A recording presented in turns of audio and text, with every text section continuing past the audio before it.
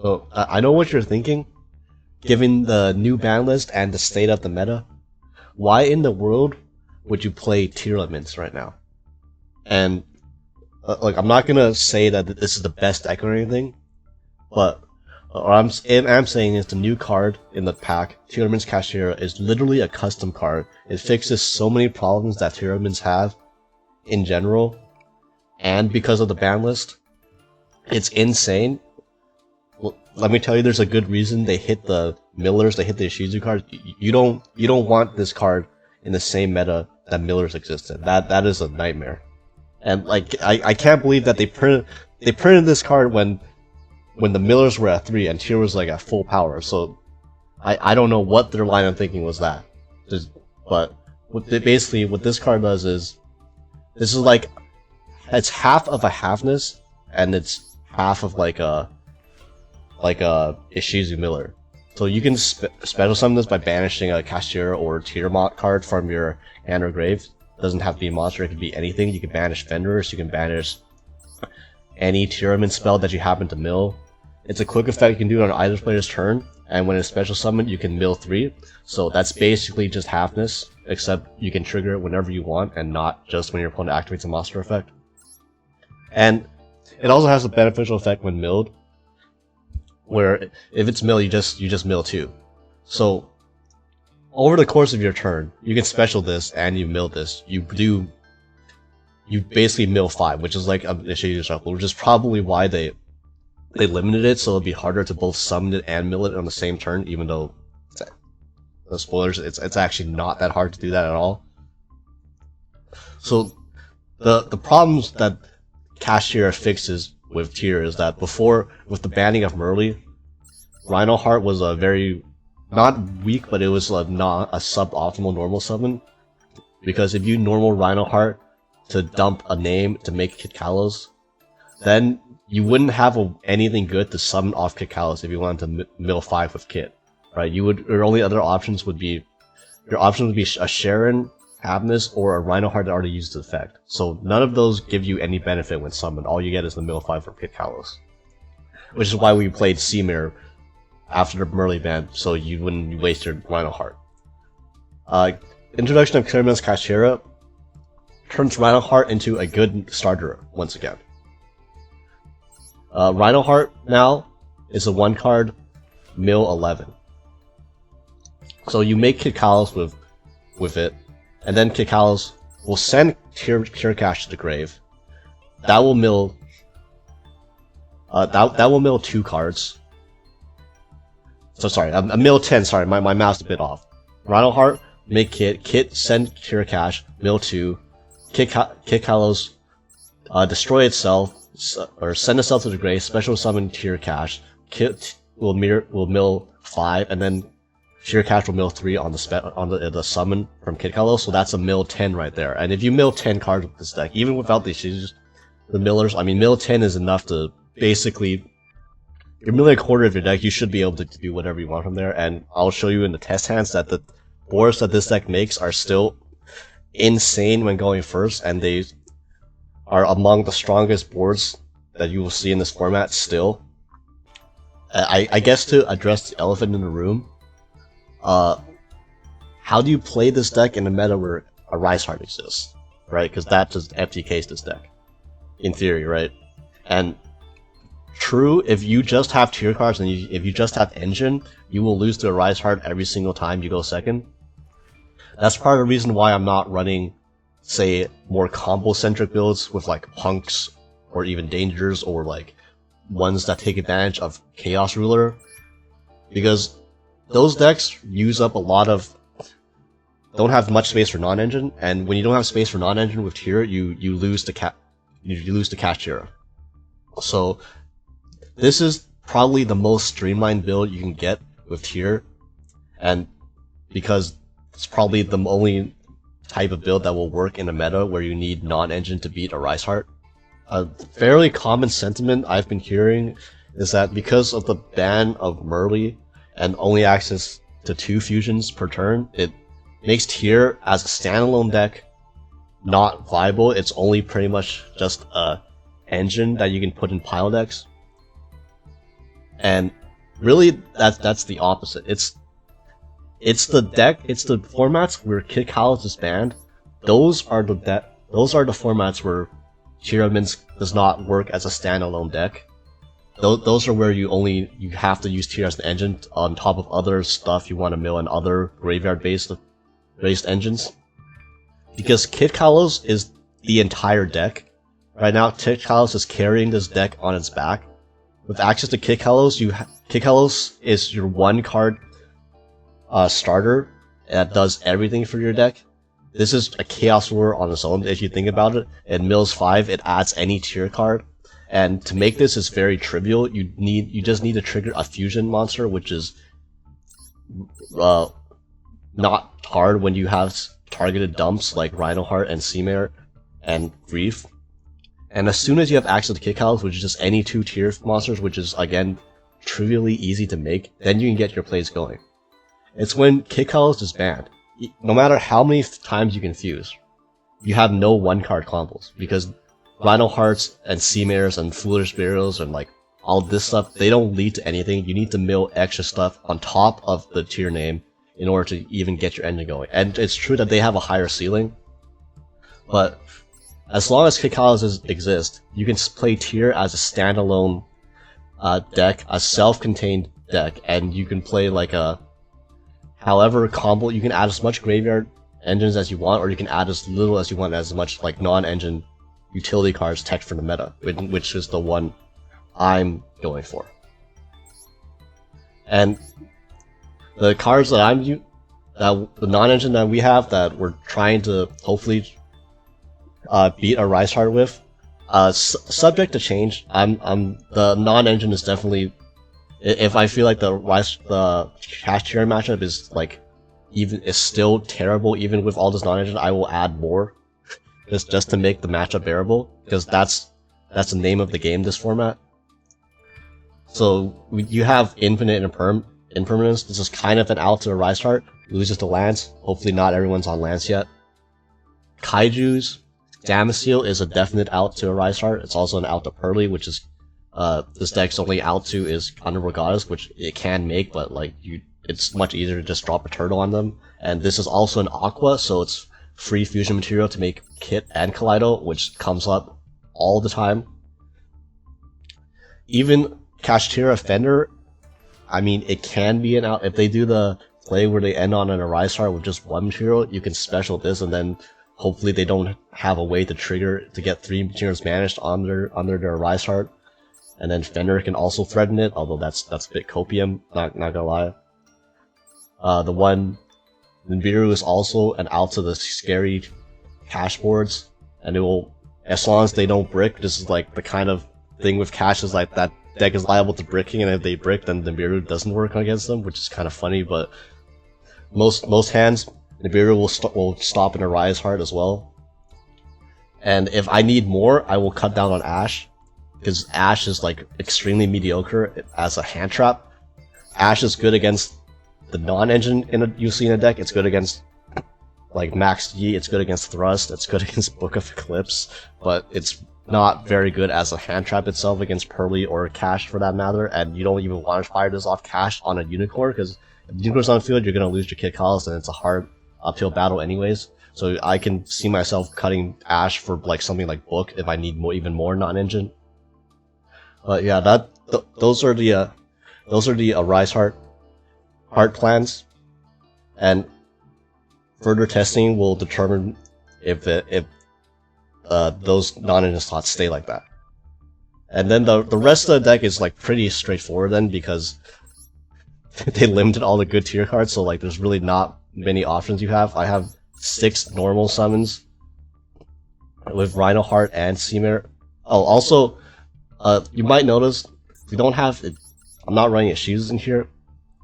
The one thing is they're not good against every deck in the meta, namely Cash.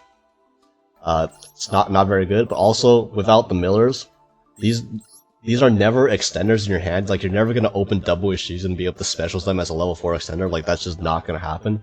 And then outside of that, then they're literally just bricks in your hand that are stuff you pitch for Crime and Sharon, which is like cool every other card on monster in the game is also that. So even when it's milled, it doesn't advance your game state, right? When you mill stuff like your tier cards, or you mill tier cash, or you mill a snow, you can use it to add to your end board. You can use it to extend. And frankly, I think snow is a better interruption than the shufflers right now anyways. But when these milled, they're only there as an interruption. They don't help advance your game state. You still need to be able to play the game first, and these contribute to, like I said, bricking in hand, and they're... Yeah, I'm testing without these right now, especially to see how prevalent cash is in the meta, because if cash is prevalent, then these are probably not going to go back in until some sort of hit to them happens. Oh yeah, I just want as much streamline, as much consistency as possible, and as much non-engine to beat your bad matchups. Fender is now a way to search Kashtira, or tier cash. So Fender is now not just non-engine; it is both non-engine and it is both engine and a way to a helpful non-engine going second, and a disruption going first still. And Wraithsoft, if I had it, you could use this to add Fender or tier cash if you milled both Fender somehow. And Foolers, even without the millers, this is just you can still trigger any tier effect, or you can dump snow. Goods, you have enough targets now that I'm running Meta Noise, Sulliek, and Heartbeat. And also, if an Inferno with macro crossbows, you're liable to get your stuff banished, and then that also makes Crime live more often than it would be. Although, again, this is like your tertiary target off goods. 3 Grief. I'm not a huge fan of this card. This is the only card in the deck that plays terribly into Maxi, which this deck traditionally is very good against Maxi. It's one of the perks to playing tier, but it's just more consistency. Like, you need ways to start combos. Bonus is that it works really well with tier cash as well, and it's also, you want cards that you can banish for tier cash as well, just to be able to special summon it. And Grief is like the easiest, the most guilt-free banish for tier cash, we'll say. Triple Screams still needed, and that's, of course, we run Maxi, it's Master Duel. The extra deck, Super Poly is not good this format, so because there's no Super Poly, you probably don't want to make Muddragon or Garura with one of your 2 fusion summons, because think of it this way, one of your fusion summons is 99% of the time is going to go into Kit Kalos. So if you go into Kit, then your final fusion, you're going to choose between Tearlaments fusion like Kaleido Heart or Roll Kalos, or are you going to choose a Rhino Heart or Garura over a tier fusion? Most of the time, probably not. Also, we can't even really make Muddragon anyways, because there's no, if you can see it, there's no main deck Dark Monsters, right? So you can only really make Muddragon with something from the extra deck anyway. So then, like a redoer, so then the thing from the extra would have to die, and then you would make Muddragon to recycle it. Like, that just you just never have an opportunity to even make Muddragon in the first place. So Baron de Fleur, we do run Cross Sheep. Cross Sheep is integral for this deck right now, so you can make Baron with something like a Tier Clash plus a revived Ash Blossom. It does come up, but again, this is the 15th slot. It's a flex spot. It could be really anything. Dweller, you can probably get away with cutting Dweller. Like really, how many tier matches do you think you're gonna play against anyways, right? Or graveyard based decks in a meta of cash, right? So if you want, you could cut Dweller too for more flex spots. I think the Zodiac package is really nice. Gives you 4 Material Zeus and pops your own cards. You get as much value from popping your own cards of Trident, like Kaleido Heart or your Screams or your own tier monsters to force fusions through, as you do pop your opponent's cards. It's really nice. Redoer, obvious. Dugaris, also a flex spot, but I really really like Dugara's. Ours, it's like follow up. You're gonna have stuff like Rhino-Heart and Seamer in the grave, and that's just gets you your entire playback. And also draw 2, discard 1. You win the game anytime you're able to do that. So Zeus is Zeus. The 3 Link monsters, Goddess as a way to threaten Pearly, Zero Burrows, OTK when you have access to Snow, and Cross Sheep is gonna. You make Cross Sheep so much now as part of your end board because you get extra. Because now you're playing Fender and you have Tear Cash as the extra body. You can now make a Cross Sheep with pointing to a Tear Fusion, and you can still extend past that, and that gets you your end boards where you're ending on like an Exceeds, a Fusion, Cross Sheep, possibly a Baron, and you're milling like 10 in the process, so you're gonna have back row too that you milled, like from Scream or Heartbeat. Like the boards are still really insane. And then Cross Sheep has a double utility on your opponent's turn because you're gonna have Sea Mares and Rhino Hearts in grave, so you can special summon. I don't know. Let's say it's special summon a Tear Cash, special summon a Snow. You have a Redoer, so Redoer tags out, you fusion summon into its own Cross Sheep +2 on your opponent's turn, then Cross Sheep is going to revive a Sea Mare or a Rhino Heart, and that's going to dump another tier name to let you fusion twice on your opponent's turn still. Oh yeah, it's insane, and I'll show you a test hand right now. Alright, so with a hand like this, normal summon Sea Mare, send Sharon. You have to send Sharon because Happiness is in her hand. But normally I would like to, if we don't have Happiness in my hand, I would send Happiness first since it's limited. So it's more likely that later on in the turn we will hit a Sharon because it's at 2 versus Happiness at 1. Yeah, let's make a Kid Kalos and put the Happiness back in deck.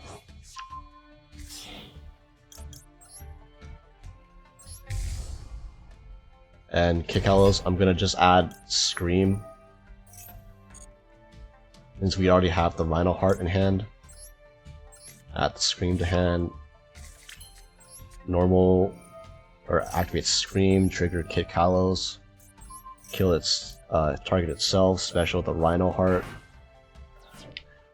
And I'm gonna mill 8 off the Kid Kalos, and I already know I'm gonna send the Happiness, so I'm gonna use Rhino Heart as Chain Link 3, or the highest Chain Link. And just Gamba. Send the Happiness, we can fuse with it, mill 3, mill 3. Let's trigger Happiness obviously. I am gonna trigger Meta Noise. I'm gonna add back the Sharon to hand. And do I want to get the extra body? Not. Just trigger Scream. I'll keep the extra Rhino Heart in grave to fuse with. But we're gonna add the Sulliak to hand. Then Noise, add back Sharon. Happiness, make Kaleido Heart. Put back the Rhino Heart and the Gamma Seal.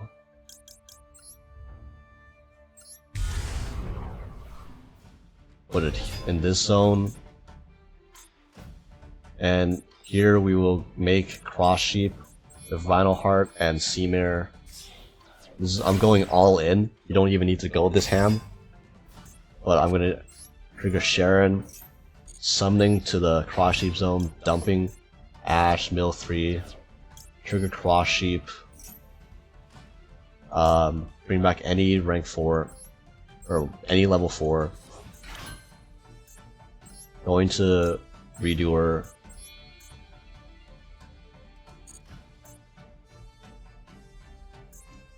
gonna go into actually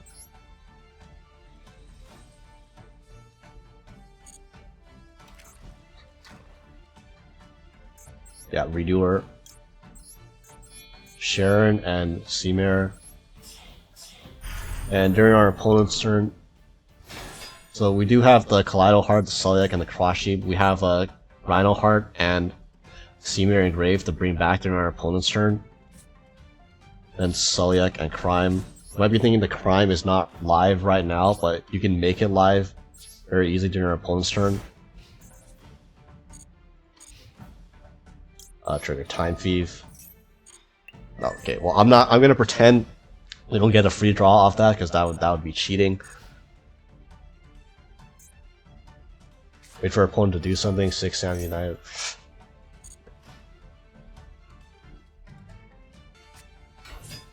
Okay, you played a monster. That will trigger Scream. Mill 3, mill to Snow. Let's trigger Redoer. Detach Sharon. I won't get the free draw. Trigger Kaleido Heart. And Sharon is gonna trigger.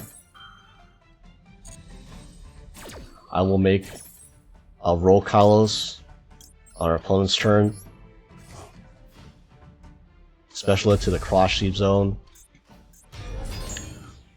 And then Cross Sheep will trigger. I will revive a Seamare. Seamare will activate. I will dump Havness to the grave. Then Havness will trigger. And you go into Kit Kalos here with this Seamare.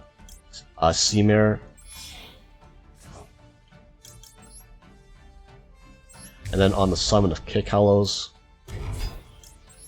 you will add a card from your deck to your hand. So let's add a Kashtira, Tearlaments Kashtira. And then since we add a Tear Cash to our hand, now we have a monster in hand for Crime. So Crime is now live.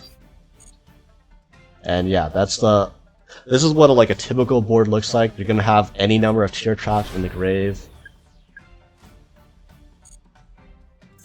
In the grave, you have a Kit Kalos, or you have a Tear Fusion, and yeah, goodbye, Isolde.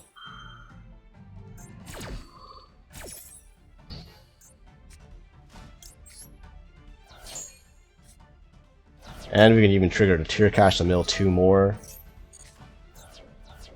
And we have a Snow Engrave. Well, like I was saying, that board is extremely comprehensive. You have Disruption from the back row, Disruption from the front row. You have Redoer to time, because Redoer you can trigger at any time. It plays around board breakers like evenly. It plays around Book of Eclipse. You have the Tear Fusion. You can special summon to your opponent's the Cross Sheep during your opponent's turn. That will trigger it to special summon a Seamare or Mind Off from the grave to trigger more fusions. It's just extreme. This board is one among the strongest in the format, and it's extremely hard for any deck to play through going first. So this deck is still just as scary facing going second. And obviously the pack has a lot of URs. I don't have the cards yet. I do have this deck, so this is going to be my main deck. I'm going to use to grind. So if you want to see gameplay of me laddering this match and like just replays of me playing this deck, let me know in the comments. I'll definitely record them. And I will be covering other non-Kashtira decks from the pack too, so stay tuned for that.